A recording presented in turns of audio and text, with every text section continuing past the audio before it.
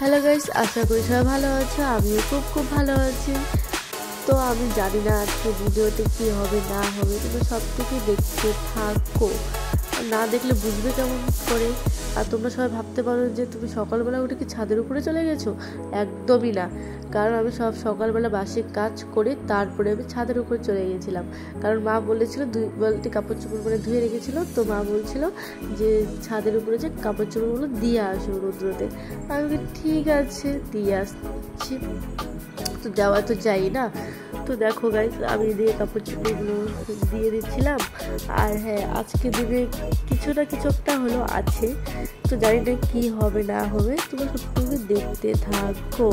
আর দেখো, আরেকটা কথা বলি তোমাদেরকে। তো আগে তো ভাবছিলাম যে ভিডিও দিয়েই নেই, কিন্তু এখন ভাবছি ভিডিওটা দেওয়াটাই অনেক ভালো, কারণ নিজের মনটা আমার শান্তি থাকে ভিডিও দিলে। এটা তো মানে একটা অভ্যাস যে কী করবো না করবো, ভিডিওগুলো দেওয়াই যাক না। তো এদিকে আমি কাপড় চোপড়গুলো দিয়ে দিচ্ছিলাম, ওদিকে প্রায় ওদিকে দেওয়া শেষ, 1 বালতি কাপড় চোপড় শেষ হয়েছে, তো আরও বাকিগুলো ছিল। তো দেখো, এগুলো সব কিছুই আমার কাপড় চোপড় দেওয়া শেষ অলরেডি, সব তারের মধ্যে খালি কাপড় চোপড়। আজকে অনেক কাপড় চোপড় দিয়েছে ছাদের উপরে। তো তুমি ভাবতে পারো যে তুমি ছাদের উপরে সকালবেলা গিয়ে দিয়েছো না, তো দেখতেই পেলে তো রৌদ্র কতটুকু উঠেছিল, যে আজকের দিনে কতটা রৌদ্র, থাকা যাচ্ছিল না এরকম ছাদের উপরে। তো দেখো, আমি বালতি নিয়ে চলে গেলাম। তো এখন আমি যাব আমার ঘরে।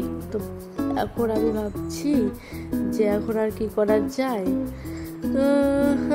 আর কি করা যায় তো জানি না কি করা যায়। তো এখন ভাবছি চান করে ফ্রেশ ট্রেশে রান্না বসাবো। তো আমি দেখি একদিকে আমি রান্না করছি, আর আমার মা এদিকে দেখো বিস্কুট দিয়ে কী করছে, আমি নিজেও জানি না। সেটা কি মানা যায়, তোমরাই বলো তো। দেখো তো, মা বিস্কুট ভাঙছে, 1 প্যাকেট বিস্কুট দিয়ে কি করবে মা, আমি এটাই বুঝতেছিলাম না যে কি করবে। 1 প্লাস্টিক বিস্কুট দিয়ে কি, আর ওইখানে মিশিয়ে গুঁড়া করবে, কি করবে, আমি কিচ্ছু বুঝতে পারছিলাম না। পর মা বললো যে তুমিও ভাঙো, ওগুলো ভেঙে দাও, আমি করছি, তুমি দেখতেই পারবা কি করি না করি। তো ভাবছি যে তোমাদেরকেও একটু শেয়ার করা যাক যে কি করে।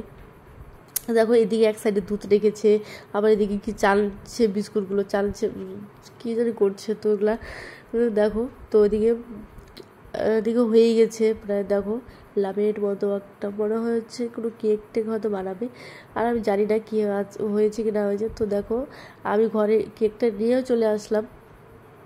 ওই দেখো, আমি বিছানায় এখানে রেখেছি, কারণ কি ঠান্ডা হওয়ার জন্য।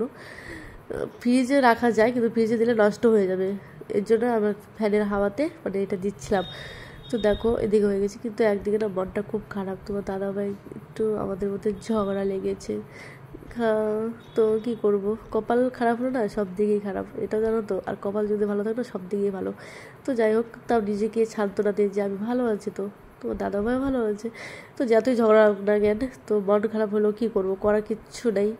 তো নিজেকে বুঝাই, নিজেকে আবার সান্ত্বনা দেই। তো নিজের জীবনে চলতে গেলে একাই চলো, তো বর ছাড়াই চলো, দেখি থাকতে পারি কি না পারি, তোমরাই বলো গাইস।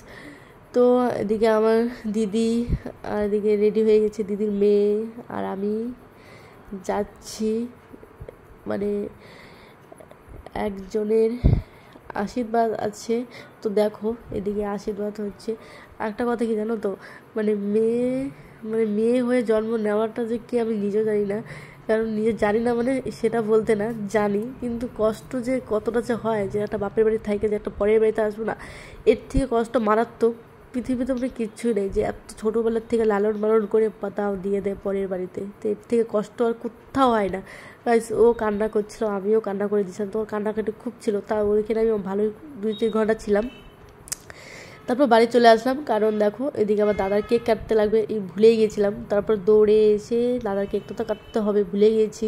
তো দাদা আবার কোথাও যদি চলে যায়, এর জন্য তার জন্য তাড়াতাড়ি করে কেকটা আমি কেটে ফেলেছিলাম।